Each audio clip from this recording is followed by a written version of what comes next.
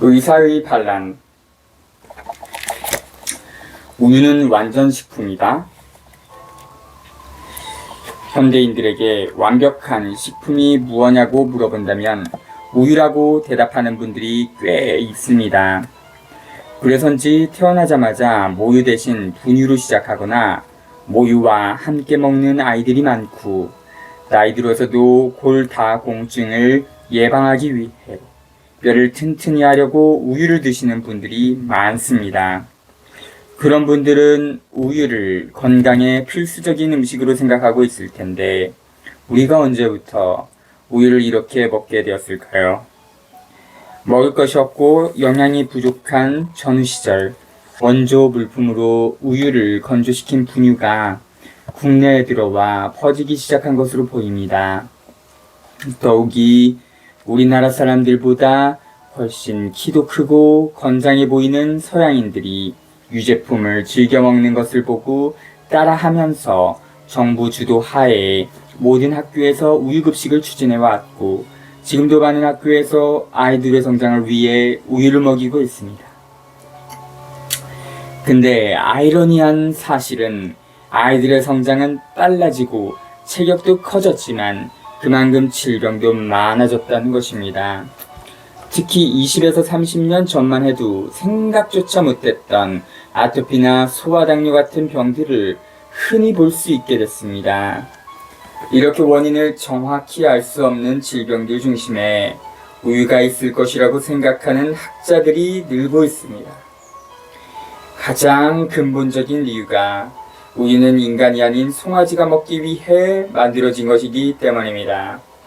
인간은 태어나면서 모유를 먹고 자라고, 송아지는 우유를 먹고 크는 것이 자연의 법칙이란 것입니다.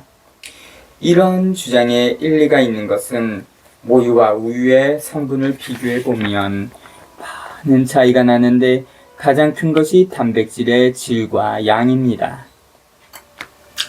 우유를 먹어야 한다고 주장하는 사람들은 우유에 함유된 단백질이 성장을 촉진하고 칼슘이 많아 성장기 아이에게 꼭 필요하다고 이야기합니다.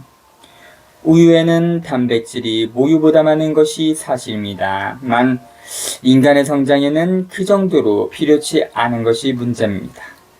아니, 사실은 위험해서 더 큰 문제죠.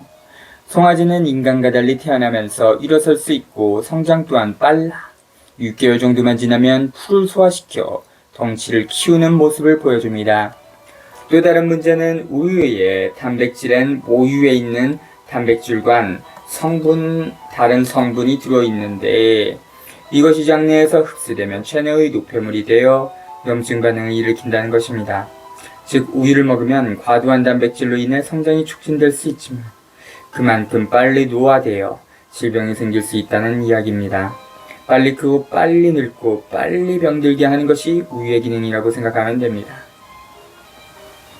때문에 지금도 광범위하게 퍼져 있는 학교에서의 우유급식을 중단해야 합니다.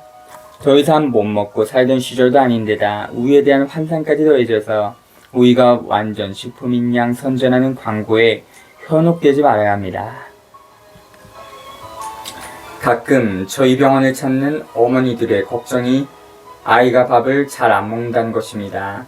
그때 어머니에게 묻습니다. 아이가 밥을 안 먹으면 밥 외에 다른 것은 무엇을 먹고 있느냐고요. 대부분의 경우 우유를 500ml에서 1리터 정도 먹는다고 대답합니다. 아니, 이 정도로 높은 칼로리의 음식을 아이가 먹고 있는데 더 이상 어떻게 밥을 맛있게 먹을 수 있다는 것인지 알 수가 없습니다. 그래서 바로 우유를 끊으라고 충고합니다. 우유를 끊으면 당장에는 아이가 힘들어 하겠지만, 우유를 먹어왔던 습관에서 벗어나면 배고플 때 밥을 먹는 좋은 습관으로 바뀝니다. 이런 습관이 어릴 적부터 길들여져야 건강한 생활을 할 수 있습니다. 어른들 중에는, 특히 갱년기의 여성분들 중에는 뼈 건강을 위해 매일 우유를 드시는 분들이 있습니다. 이분들 또한 생활 습관을 보면 곡식 같은 것을 씹어서 먹기보단 우유나 과일 같은 부드러운 음식으로 식사하는 경향이 있습니다. 매일매일의 식사를 통해 충분한 에너지와 영양소를 얻어야 하는데도 먹기 쉬운 것들로 식단을 채우는 것입니다. 그 결과가 어떻겠습니까? 제일 먼저 소화기관의 불편함을 호소하고 있습니다. 항상 속이 더부룩하면서 소화가 잘 안되고 가스가 많이 차고 변의 형태가 좋지 않은 것을 보게 됐는데, 이런 일들이 지속되면 자주 피곤하고 일상생활이 힘들어집니다. 또 변비로 고생하는 분들은 우유를 발효시킨 요구르트를 먹고 좋아졌다고 말합니다. 하지만 이는 장이 건강해져서가 아니라 우유에 들어있는 카제인이라는 단백질 때문인 것으로 알려져 있습니다. 카제인은 우리 몸에 없는 단백질이므로 소화기관에서 흡수하지 않으려고 설사를 일으킵니다. 바로 이런 현상을 이용하여 약한 설사를 만들면 변비를 해결할 수 있기 때문에 건강식품인 양 강구하며 장까지 살아가는 유산균이라는 말로 현혹하는 것입니다. 변비는 유제품을 먹지 않아 생긴 것이 아닙니다. 잘못된 식생활을 했기 때문에 장운동이 저하되고 아랫배가 차가워진 것이 원인이므로 전반적인 식생활을 점검해야 합니다. 그저 우리 몸에 독소를 만들고 해로운 영향을 주는 발효유로 해결하는 방식은 결국 더 큰 질병을 만들어낼 뿐입니다. 더 나아가 우유를 만들어내는 과정에도 많은 환경적인 문제가 발생하고 불필요한 호르몬과 간접적인 항생제 섭취를 하게 된다는 것은 널리 알려진 사실입니다. 이제부터라도 우유는 송아지에게 돌려주고 저제 형태는 음식을 제대로 먹지 못하는 유아기에만 먹는 것이 인간에게 올바른 식사인 것을 알아야겠습니다.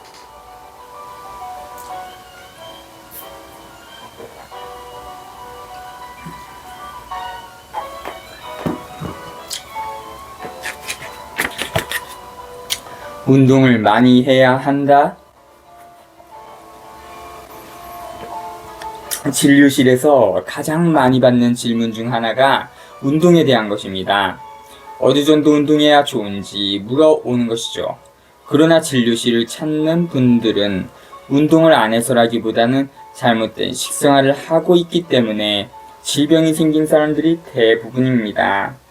잘못된 식생활을 하다 보니 혈액순환을 시킬 힘도 없어 가까스로 걸어다니는데 무슨 힘으로 운동까지 할 수 있을까요? 힘이 없으니 힘을 만들기 위해 헬스장이라도 다니고 싶은 마음에야 충분히 이해되지만 입맛을 바꾸지 않고 계속 그런 상태로 운동을 시작하겠다고 헬스장에 가서 등록하고 나면 10중 8구 3, 4일 만에 그만둡니다. 며칠 운동하고 나면 팔다리가 쑤시고 아프니 내 체질에는 운동이 안 맞는다고 스스로를 위안하면서 그만두는 것입니다. 설사 의지가 강해 계속 헬스장에 간다 해도 운동하는 동안 즐거움은커녕 내가 왜 이런 짓을 해야 하나 계속 의문을 던지느라 힘이 빠집니다. 다시 말해 운동이 아닌 노동이 되고 있는 것입니다. 또 어떤 분들은 운동을 통해 살을 뺐다고 말합니다. 물론 운동을 통해 체중 조절을 할 수 있습니다. 그런데 이런 분들의 경우 체중이 늘어난 것이 운동을 안 했기 때문만은 아닐 것입니다. 바로 먹는 습관이 잘못되어 생긴 현상임에도 불구하고 운동하면 체중 조절도 되고 건강해질 것이라고 믿는 것이죠. 특히 젊었을 때 운동을 즐겨 했거나 운동선수였던 분들에게서 많이 나타나는 현상입니다. 하지만 실상은 어떻습니까? 운동을 평생 업으로 삼고 살았던 운동선수들이 건강한 노후를 보낼 확률은 적습니다. 실제로도 직업별 수명을 보면 운동선수들이 그토록 운동을 많이 하고 살았음에도 수명이 짧게 나오는 보고서가 있습니다. 더욱이 젊은 운동선수들 중에서 갑자기 운명을 달리하는 경우가 있는데 대부분 뇌졸중이나 심근경색 등의 혈관질환으로 밝혀지고 있습니다. 지가 아무리 운동을 열심히 해도 먹는 음식이 잘못되면 혈관 내에 노폐물이 쌓이고 이로 인해 일찍 사망할 수 있습니다. 소화기관인 위와 장이 심하게 망가진 환자들을 보면 대부분 바짝 마른 모습입니다. 그런데도 체성분을 보며 분석해보면 근육보다 지방이 많은 마른 비반의 형태를 보입니다. 이런 분들이 식습관을 바꾸고 제대로 소화를 시켜 몸에 충분한 영양을 공급해주면 처음에는 잠깐 살이 더 빠지다가 근육이 늘면서 체중이 늘어나는 모습을 보여줍니다. 이는 일상생활에서 근육을 움직이며 사는데 그동안에는 근육을 만들 수 있는 재료를 몸이 흡수하지 못해 근육을 만들지 못했지만 소화기관이 살아나 충분한 재료를 공급해주니 특별한 운동을 하지 않아도 근육이 늘어나면서 체중이 늘기 때문으로 보입니다.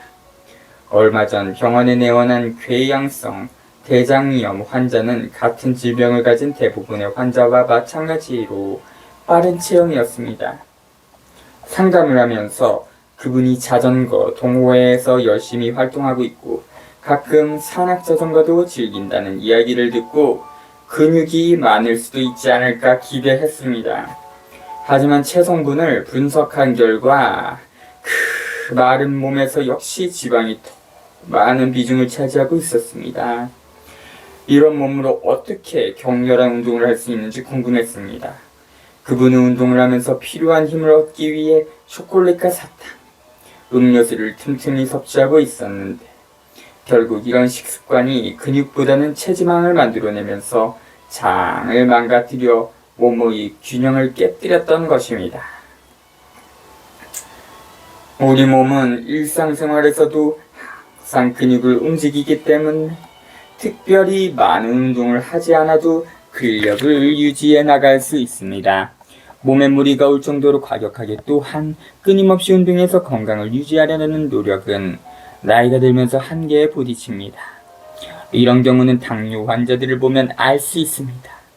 당뇨 환자들의 경우 먹고 싶은 것을 마음껏 먹고 운동으로 혈당을 조절하면 된다고 생각하는 분들이 있습니다. 하지만 이런 방법을 써보아도 점차 시간이 지나면서 당수치를 조절하는 일이 어려워 약의 용량이 늘어나고 하루에 한 번 먹던 약을 아침 저녁으로 먹어야 하는 경우가 너무도 흔합니다. 나중에는 인슐린을 주사해야 하는 상황에 이르기도 하죠. 그리고 운동이 건강을 유지하는 근본적인 해결 방법이 될 수 없는 이유는 우리가 50대에 할 수 있는 운동의 강도와 시간을 70대나 80대에도 똑같이 할 수 없기 때문입니다.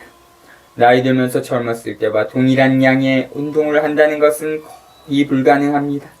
그리고 어쩌다 불시에 다치거나 다른 질병으로 운동을 못하는 상황이 되면 당뇨 환자의 경우 당 수치가 급격히 올라 어쩌지 못하는 경우를 보게 됩니다.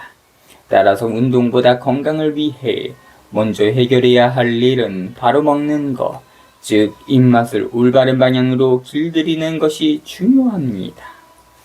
그래서 저는 환자들에게 처음부터 운동을 권하지 않습니다.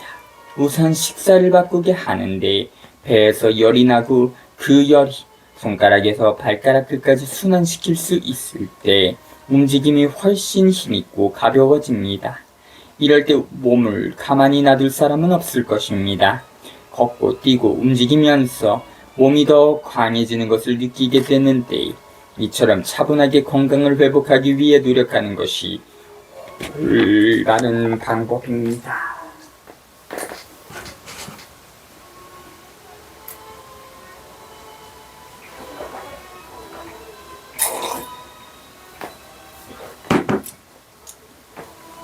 비타민과 건강보조식품은 나이 들수록 챙겨 먹어야 한다. 진료실에 찾아오는 환자분들에게 가장 많이 받는 질문 중 하나가 지금 먹고 있는 비타민제나 미네랄 제제, 홍삼액 등을 어떻게 해야 하는지에 대한 것입니다. 저의 대답은 언제나 노입니다. 이런 건강보조식품들은 처음 먹을 때는 힘이 나는 것처럼 느껴지고 불편했던 증상이 사라지기도 합니다. 그 때문에 어떤 병에는 무엇을 먹으면 좋다는 이야기를 하게 되고 기가 솔깃해지면서 사 먹게 되죠. 아니면 판매원들로부터 이 제품은 이런저런 효능이 있다는 얘기를 듣고 복용하기도 합니다. 하지만 나에게 있는 불편한 증상이 무엇 때문에 생긴 것인지 스스로 묻고 대답을 찾는 과정이 없으면 근본적인 해결 방법을 찾기 힘듭니다. 즉, 내 몸에 생긴 증상은 나의 잘못된 생활 습관에 의해 만들어진 것이지 이런저런 건강보조식품을 먹지 않아서 생긴 것이 아니란 이야기입니다. 그럼에도 불구하고 건강보조식품을 먹기 시작하면서 증상이 좋아지면 우리는 그 효과를 맹신하는 경향이 있습니다. 그렇게 완화된 증상을 우리 몸이 좋아진 것으로 인식하고 잘못된 습관을 고치지 않으면 시간이 지나면서 더 큰 질병으로 발전하여 결국 수명을 단축하는 결과를 초래하게 됩니다. 이런 일이 왜 생기는지 좀 더 생각해보면 해답은 균형에 있습니다.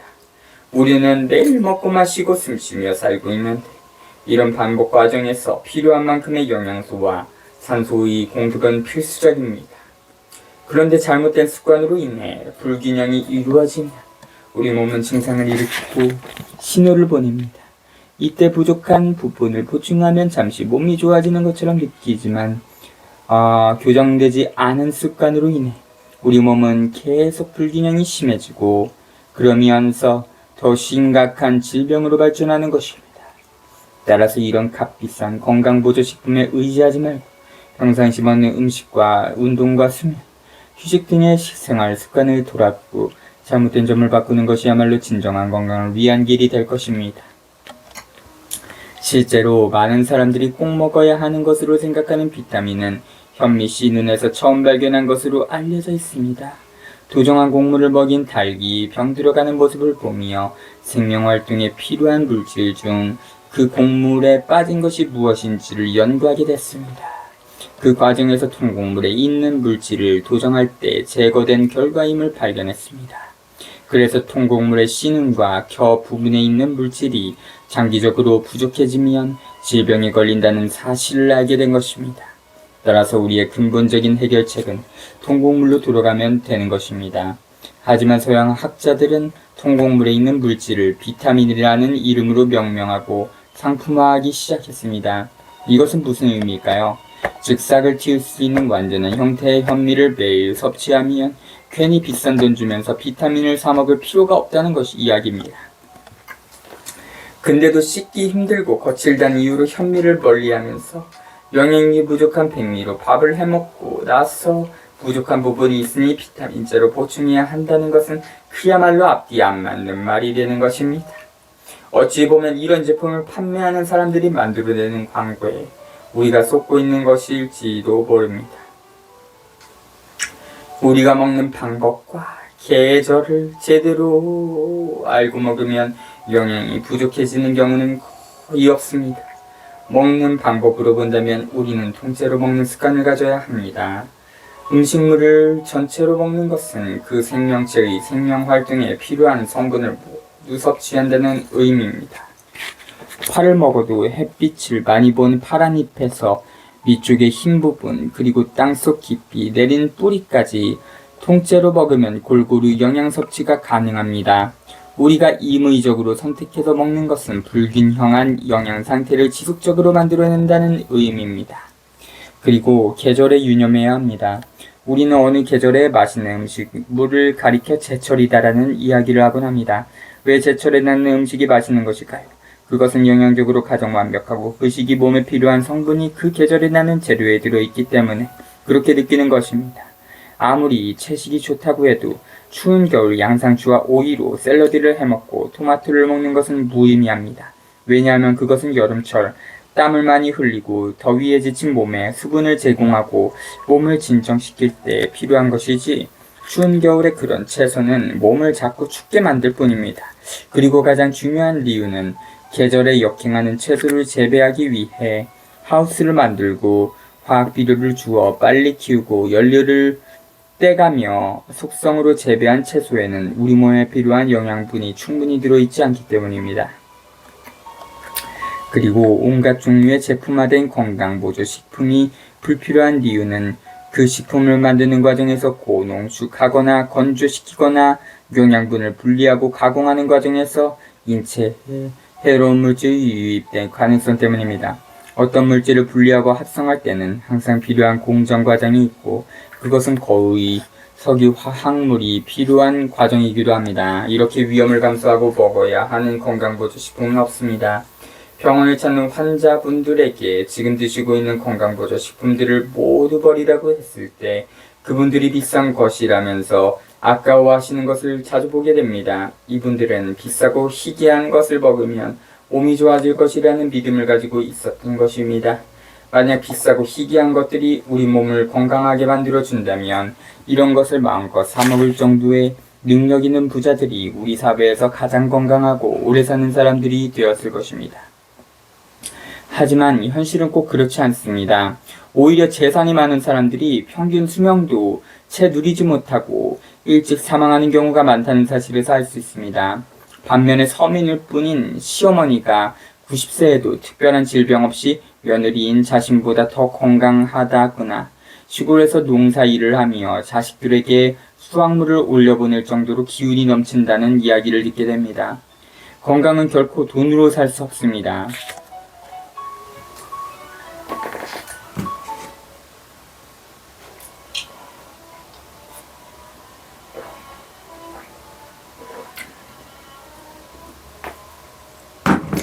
체질별로 맞는 음식이 있다? 가끔 진료실에서 상담하다 보면 건강에 많은 관심을 가지고 여기저기 다닌 분들을 만날 수 있는데 이런 분들은 자신에게 맞는 음식을 먹기 위해 노력하는 모습을 볼 수 있습니다. 건강을 위해 자신에게 맞는 음식을 골라 먹겠다는 것은 맞는 방법입니다. 그 정도의 노력을 기울이는 것이야말로 건강에 대한 기본이 되어 있다고 생각됩니다. 왜냐하면 자신의 몸을 이해하고 알려는 노력만이 건강에 대한 막연한 두려움을 없애고 불안으로부터 우리를 지켜주기 때문입니다. 그러나 이분들 중에서 많은 분들이 자신의 체질을 이야기하며 자기는 이런 체질이어서 현미가 안 맞고 육류 중에서도 돼지고기는 피해야 하지만 닭고기는 몸에 좋은 음식이라고 들었다는 이야기를 합니다. 이럴 때는 참으로 난감하지 않을 수 없습니다. 우리 인류의 역사를 한번 살펴보면 쉽게 이해할 수 있는 것을 누가 그분들에게 이렇게 조언했는지 모르겠지만 잘못된 믿음을 갖고 있음을 알게 됩니다. 우리나라만 살펴보더라도 선조들이 먹어온 밥은 현미밥이었습니다. 흰쌀밥은 일제강점기 때 일본 사람들이 만든 정미소에서 도정된 것이 백미의 시작입니다. 그 이전에 우리나라에는 도전 기술이 없었던 것으로 알려져 있습니다.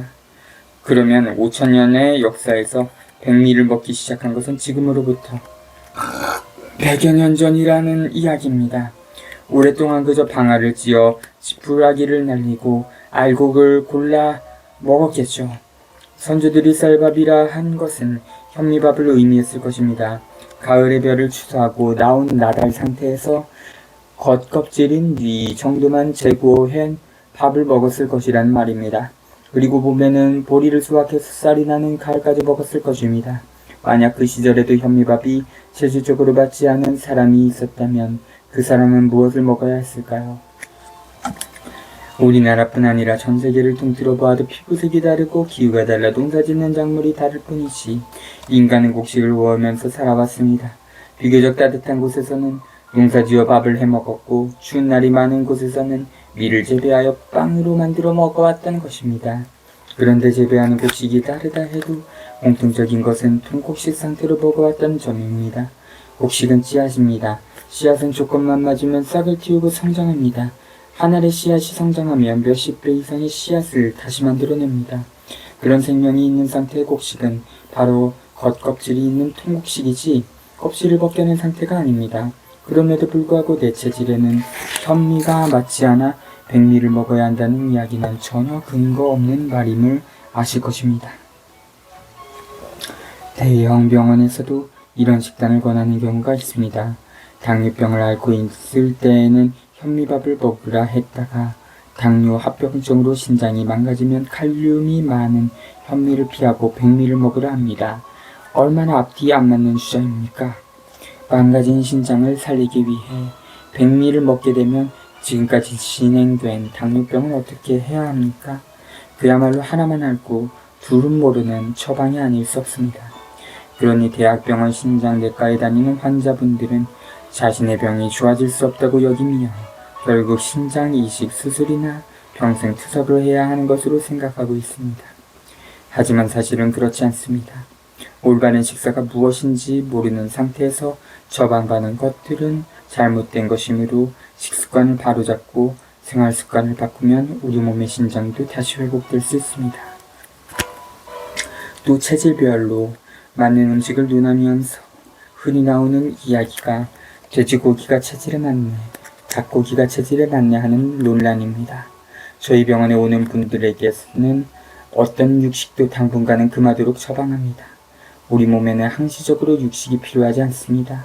우리 선조들은 육식을 얼마나 했을까요? 기껏해야 명절 때나 생일날 잔치에 하면서 약간의 육식을 맛봤을 것입니다.